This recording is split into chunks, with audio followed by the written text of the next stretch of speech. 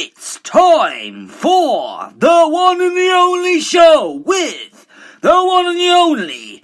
Please welcome Luke Howard. Woo!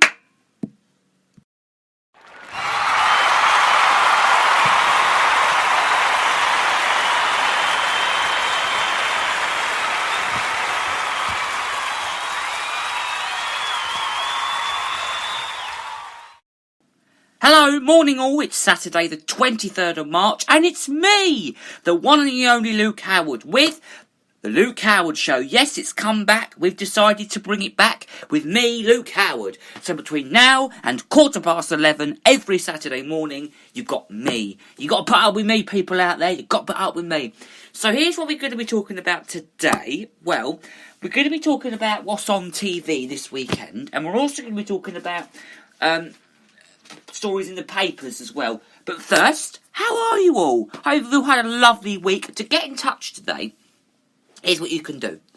Text the word talk and your name to 07593847105. Do let me know what you're doing this fine day.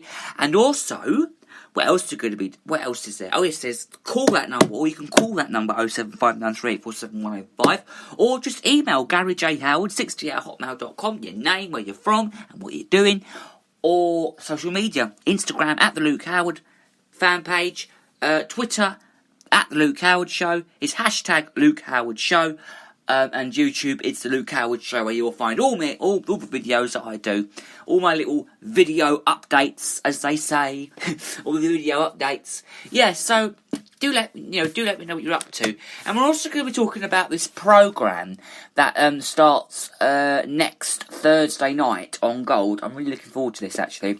It's called it's Globetrotter, it reads, and it says Del Boy Jason joins the jet set in planes, trains and automobiles, and that's going to be really good because I saw the advert for that the other day. It's supposed to be a really good programme. So, so it's going to be really good. So I hope you can join me every Saturday morning from 10:30 right the way around to 11:15. So it's going to be great, and I hope you're going to enjoy this show because I've planned it out very well. Right, okay, so let's start off with talking about what's in today's papers. And there's a story that I read earlier on, and it reads it's in the Daily Mail, and it reads My Royal Pen Pal. Now, I don't suppose you've heard about this story, or if you've read it today. It's a really interesting sort of story. Here's what's happened is US pensioners and 20-year-old bond with teenage waitress who became the Duchess of York. Now, okay, I've seen this story. And basically it says, watching the wedding of Prince Andrew and Sarah Ferguson from her California home in 1986, Elaine Adams felt there was something familiar about the bubbly redhead marrying into the royal family. The American suspected the new Duchess of York was the teenage waitress with a British accent who had chatted to her and served her lunch at a restaurant in a ski resort near Lake Thurrow in late 1970s. Eventually, Mrs. Adams wrote a letter via Buckingham Palace recalling their meeting and was astonished to receive a reply from the Duchess saying she was right. Oh, isn't that lovely? It sparked a 20-year friendship and an astonishing exchange of correspondence and gifts, which Mrs. Adams, now 93 years old, God blimey, 93 years old, and has finally decided to make public. She actually told the Daily Mail this, though. I've decided to share them now after so long because I want people to know how kind Sarah is.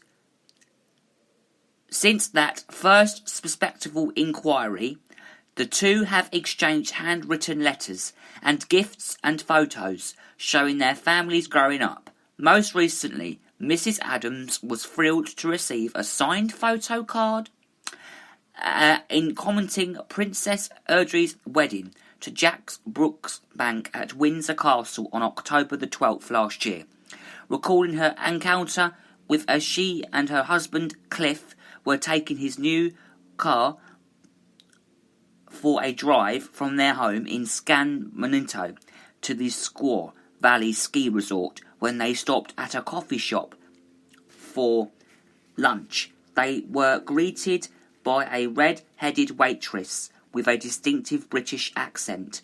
Since the restaurant was nearly deserted, she repeatedly checked on us, making pleasant conversation each time. She came to our table, remembers Mrs. Adams. The 17-year-old told them she and her friend had planned her American road trip,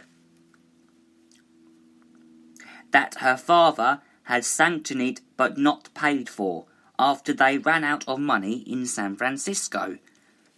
The adventurous pals took a Greyhound bus to Squaw Valley in the hope of finding work.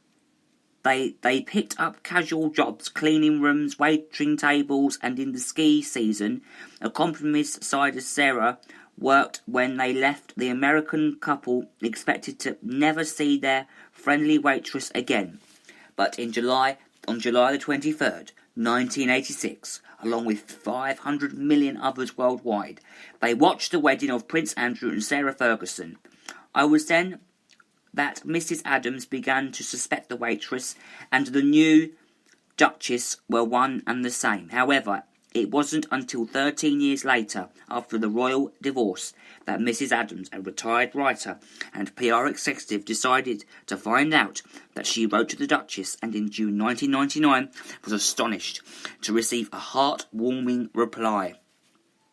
"You will never know the effect your letter had on me," Sarah wrote. "I was indeed the girl who served you in the Squaw Valley coffee shop. It has brought back so many memories. Ever since, the Duchess has sent regular letters and gifts, including a Sarah doll, produced to raise money for her children's charity. Her children's book, Ballerina Rosie, published in 2012, and a round china box, a memorial of William and Kate's 2011 wedding. The Duchess has also sent many photos, taken by herself and with handwritten instructions, along with throughout English treats, such as teas and biscuits. The letters regularly open with Dearest Elaine and are signed with special love.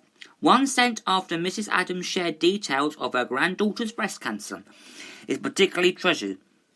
Sarah wrote this.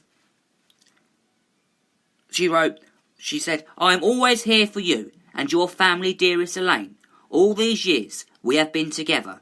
Mrs. Adams has since met the Duchess twice, first in 2000, after she appeared on the Good Day Sacramento TV show and invited Mrs. Adams to tea. Then in 2003, when Sarah made a speech on women's health in neighbouring Roseville, and they shared tea again. Last night, the Duchess told the Daily Mail, "I remember being so moved when Elaine went out of her way to write to me all those years ago at a difficult time in my life. Her letter reminded me that at heart I was still just that same girl who had been waiting her table in Squaw Valley. I now have her letter framed, and we have kept in touch ever since. She is a very special lady, and I am honoured that she is a very special lady, and I am honoured that she has chosen to speak about our friendship in such a warm way.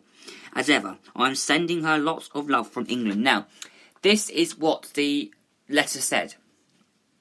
"I would like to thank you so very much for taking the time and trouble for writing to me and your very kind words. You will never know the effect your letter had on me.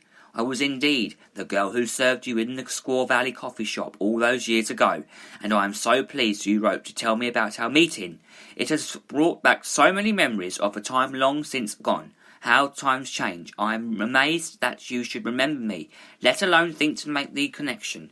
I hope that this letter finds you and your husband in good health and spirits, and I would like to thank you again for taking the time, taking me back to Squaw Valley." And she signed it, and it says the Duchess of York. Now, that story is a very interesting story. Now, if you want to read that story, you can read more about it in the Daily Mail. I did read that story, and it's a very, very interesting story.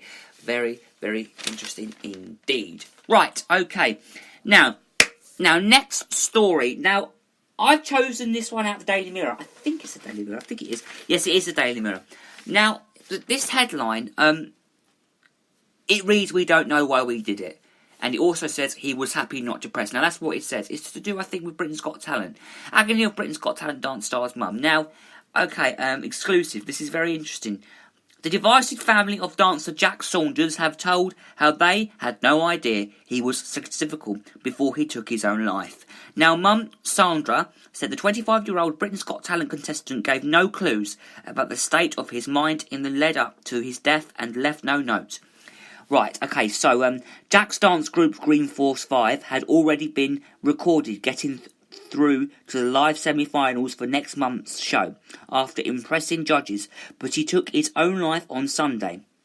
His family now want to raise suicide awareness and have urged anyone feeling vulnerable to seek help urgently.